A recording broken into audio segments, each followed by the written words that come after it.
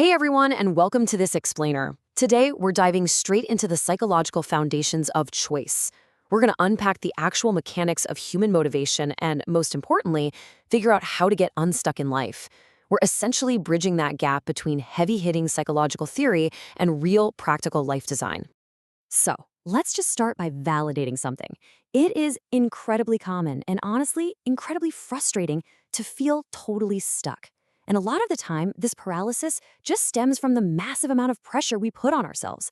We buy into this cultural anxiety that's always asking, are you absolutely sure this is the one best life? Or are you worried you're settling?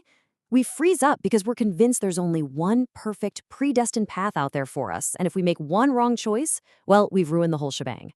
To actually get unstuck, we have to tear down a couple of big myths, starting with dysfunctional belief number one, the idea that you have one singular passion. From a super young age, we're told we each have this one overwhelming passion, and our only job in life is to discover it. But psychologically speaking, that belief actually completely strips away your agency. It implies your passion is just hiding under a rock somewhere, and until you stumble upon it, you literally can't move forward. It kind of frames your life as a scavenger hunt rather than an active creative process. Which leads right into dysfunctional belief number two, the idea that you should know exactly where you're going by now. We all kind of expect our careers and our lives to look like this perfectly straight, newly paved highway. But the reality? Your life is not supposed to be a predetermined straight line. It's actually meant to curve, shift, and adapt based on your environment and the choices you make along the way. So let's jump into section one, who controls your destiny? We really need to look under the hood at the psychological engine behind our choices so we can reclaim that motivation. Back in the 1950s, a psychologist named Julian Rotter came up with this brilliant concept called the locus of control, and it beautifully bridges behavioral and cognitive psychology. It's basically all about your deeply held beliefs regarding cause and effect. In simple terms, do you believe your destiny is controlled by your own actions or by external forces like fate, pure luck, or maybe powerful other people? Think of it like a spectrum. On one far end, you've got an external locus of control. This is a pretty passive mindset where you just feel like things happen to you. If you succeed, hey, it was good luck. If you fail, the universe was just out to get you. Now, on the other end is the internal locus of control. This is a proactive mindset where you truly believe your personal decisions and your own efforts directly dictate your outcomes. You succeed because you worked for it. You fail, you look in the mirror and ask what you could have done differently. All right, moving on to section two, nuances of personal control. We need to unpack this a bit because human psychology is rarely just a simple case of internal is always good and external is always bad. Interestingly enough, research points out some clear demographic trends about who generally develops a more internal locus of control over time. For instance, studies indicate that as people get older, they naturally tend to become more internal just as they gain more life experience. We also see this shift in folks who move higher up in organizational structures. Basically, as their actual real-world authority increases, so does their internal belief in their own agency. Males also tend to score higher on the internal scale overall. But, and this is a really critical catch, having a highly internal orientation absolutely must be matched by actual competence and real opportunity.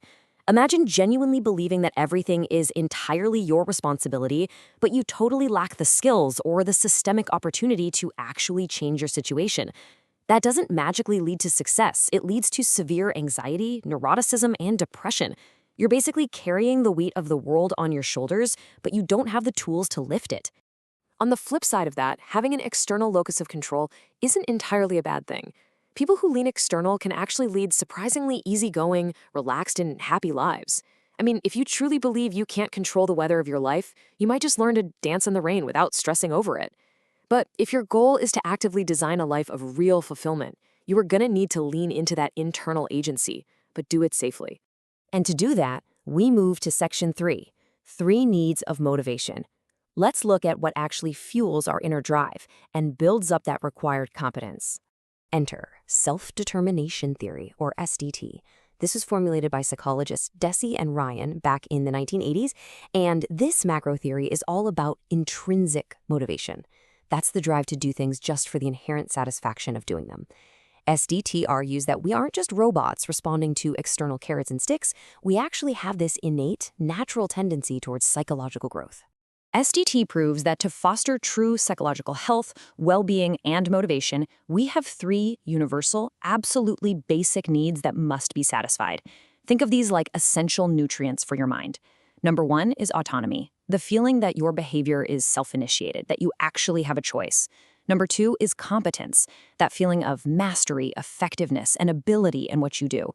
And number three is relatedness, a really deep sense of connection, belonging, and feeling cared for in your social environment.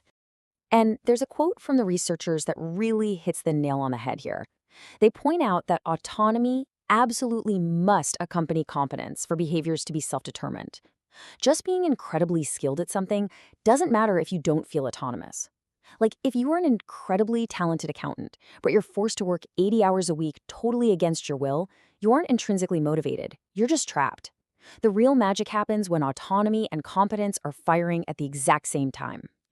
So, what happens when those basic needs are thwarted? According to the research, we develop what's known as an impersonal orientation. And guys, this is the psychological root of feeling stuck. When we lack autonomy, competence, or relatedness, the result is poor functioning, emotional exhaustion, and just a totally diminished sense of well-being. The engine of our motivation just runs out of gas. Okay, let's bring this all together in our final section, designing your destiny. Now that we understand the psychology, what are the actionable strategies we can use right now? Here is arguably the most empowering takeaway from all of this research. Your locus of control is not permanently hardwired into your DNA. It is largely a learned trait. Evidence shows us that through targeted interventions, education, and basically just changing up your circumstances, you can actively shift your mindset towards an internal locus of control. You can quite literally learn self-agency. And the absolute best way to safely build that competence and autonomy without triggering a bunch of anxiety, you embrace what life designers call a culture of prototyping.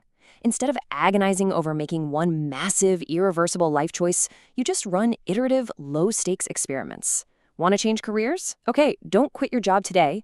Prototype it first. Shadow someone for a day. Take a short weekend class. Just run a small experiment. Prototyping completely eliminates the fear of catastrophic failure while rapidly building up your real-world competence. Because by focusing on those small prototypes, you naturally begin to satisfy those basic psychological needs we talked about. You gain autonomy by getting to choose your own experiments, and you gain confidence by actually learning from them. This completely reframes your entire journey. You shift away from the dysfunctional belief that you have to guess a single predestined future, and instead you're actively, iteratively designing the absolute best version of yourself step by step. So, I'm going to leave you with this final, somewhat provocative thought. You are no longer waiting around for luck, and you absolutely no longer need to have your entire final destination figured out. Now that you understand the underlying mechanics of your own psychological drive, what small, curious experiment will you run today to reclaim your destiny? Thanks so much for joining me on this explainer, and I'll catch you on the next one.